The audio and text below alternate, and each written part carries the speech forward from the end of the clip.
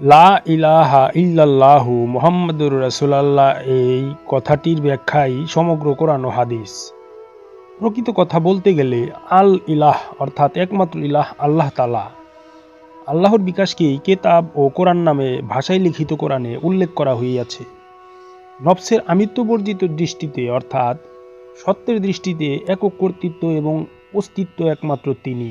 সুতরাং দুনিয়ার সমস্ত কর্তৃত্ব ও অস্তিত্বকে অস্বীকার করিয়া সর্বত্র একক কর্তৃত্বের প্রতিষ্ঠা মানব মনে গড়িয়া তুলিতে পারিলে ইল্লাল্লাহু এর জ্ঞান প্রতিষ্ঠিত হয় এবং তখনই মুহাম্মাদুর রাসূলুল্লাহ আলাইহিস সালাতু ওয়াস সালাম মানব মনে প্রকাশ লাভ করে। অর্থাৎ নূরে মুহাম্মদীর বিকাশ মানুষের হইতে পারে যখন সমস্ত লা অর্থাৎ নাই হইয়া যায়। এই নাই হওয়ার পরিবেশটি আল্লাহর মসজিদ ব্যতীত আর কিছুই নহে।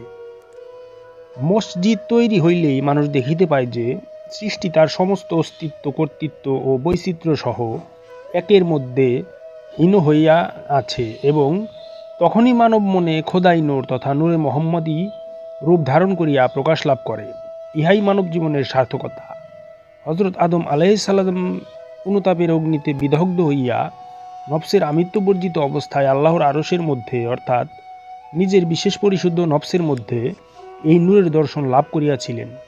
এই নূরে মুহাম্মদী সৃষ্টিতে প্রকাশ করিবার জন্য আল্লাহ পাক অসীম সৃষ্টির পরিকল্পনা করিয়াছেন, নতুবা সৃষ্টি তিনি মোটেই করিতেন না। অর্থাৎ তিনি জড় ও অর্ধজাগ্রত আকারের মধ্যে নিজেকে প্রকাশ করিবার ইচ্ছা তাহার মোটেই ছিল না।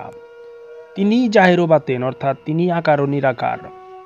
এক তৌহিদ সাগরে জাহের বাতেন লীন হইয়া রহিয়াছে। এই সমুদ্রের আবর্তনের একটি রূপ জাহের আর একটি রূপ বাতেন।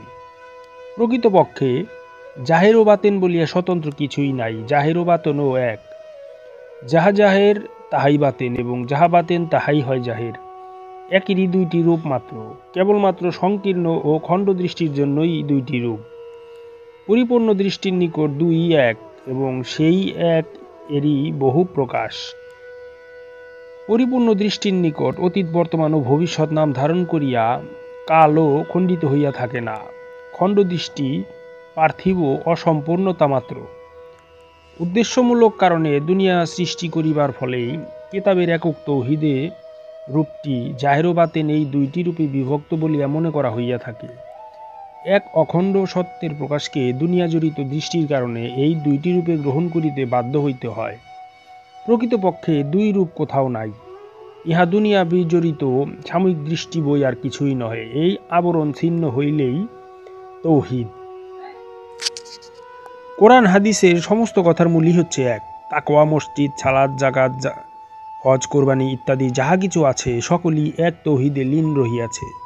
এই জন্য কোরআন হাদিসের কথাগুলির ভাবার্থ মূলে যাইয়া একই দাঁড়ায়। ভাষায় লিখিত কোরআন হাদিসের সর্বত্র এই একেরই অর্থের সন্ধান না পাইলে উহাদের অর্থ বোঝা হয় নাই বলিয়াই মনে করতে হবে। তিনি সক্রিয়ভাবে সজ্ঞানে বিকশিত হইতে চাহিলেন মানবের মধ্যে মানবের রূপে। ইচ্ছা করিলেন তাহার ক্ষমাশীলতা ও প্রেমময় রূপের প্রতীক তৈয়ারি করিয়া উহার মধ্যে নিজের যদিচ্ছা কর্ম করিয়া চলিবেন। অন্য কথায় প্রথম শ্রেণীর অলি আল্লাহ রূপে আকার ও নিরাকারের লীলার মধ্যে নিজেই আত্মপ্রকাশ করিবেন। তাই আপন প্রকৃতিতে মানুষের প্রকৃতি সৃষ্টি করিয়া তাহারই মধ্যে আবার সঙ্গে সঙ্গে দুনিয়া সৃষ্টি করিয়া দিলেন। মানুষকে দান করিলেন নফস ও তাহার নির্বাচনী ক্ষমতা বা ইচ্ছা শক্তি। তাগুতের সঙ্গে হইল নফসের ঘনিষ্ঠ মাখামাখি। এখন যদি সে তাগুতের সঙ্গে তাহার পার্থিব সম্বন্ধটিকে ক্ষণস্থায়ী করে, সুতরাং অসার ও মিথ্যা মনে করিয়া আল্লাহর সঙ্গ লাভ করিতে চায়, তবেই তাহাকে মসজিদ তৈয়ারি করিতে হয়। অর্থাৎ নফস হইতে তাগুতের খেয়াল সরাইয়া রাখিবার চেষ্টা করিতে হয়।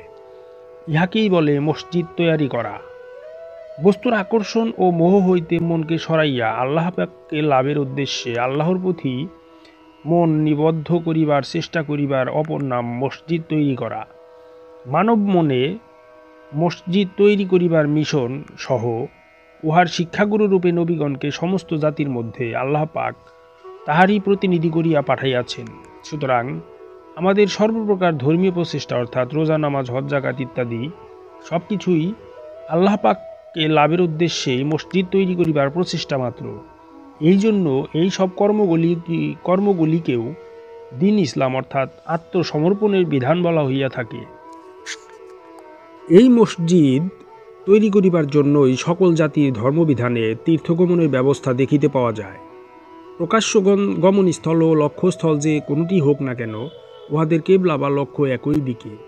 কোরআনে ইহাই উক্ত হইয়াছে, পূর্বের কেবলায় অথবা পশ্চিমের কেবলায় যেই দিকেই মুখ ফিরাও না কেন, তাহাতে কোনো কল্যাণ নাই, বরং কল্যাণ রহিয়াছে, এখানে রহিয়াছে ঈমান ও অনেক প্রকার শতামল এর উল্লেখ, যেসব পালন করিলে নানা রকম দুঃখ কষ্টের মধ্যে ধৈর্য ও তিতিক্ষা অর্জন করিয়া সাদেক ও মুত্তাকি অর্থাৎ সত্যদ্রষ্টা ও তৎমুখাপেক্ষী হওয়া যায়। এইভাবে বাহিরের অনুষ্ঠান ক্রিয়া ও কেবলা যাহাই হোক না কেন, সৎ আমলের মাধ্যমে আত্মশুদ্ধি করিয়া সত্যদ্রষ্টা ও মুত্তাকি হওয়াই উহার মূল লক্ষ্য।